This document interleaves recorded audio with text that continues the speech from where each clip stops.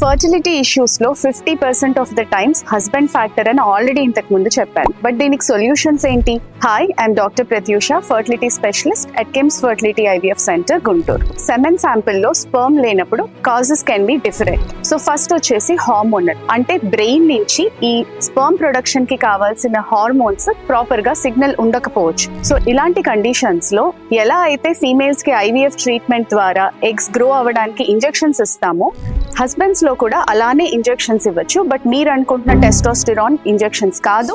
Definitely fertility specialist guidance తోనే ఈ injections తీసుకోవాలి. నెక్స్ట్ వచ్చేసి అబ్స్ట్రక్టివ్ కాజెస్, అంటే సెమెన్ శాంపిల్ లో స్పర్మ్స్ ఉండవు కానీ టెస్టిస్ లో స్పర్మ్ ప్రొడక్షన్ జరుగుతూనే ఉంటుంది.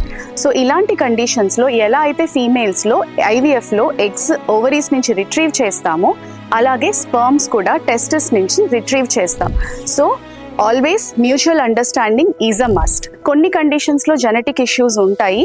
So proper counselling and next generations కి ఈ జెనెటిక్ రిస్క్ వాటి గురించి ప్రాపర్ గా ఎక్స్ప్లెయిన్ చేసి డెసిషన్ తీసుకుంటాం. So it's in your hands to take care of your health. Thank you.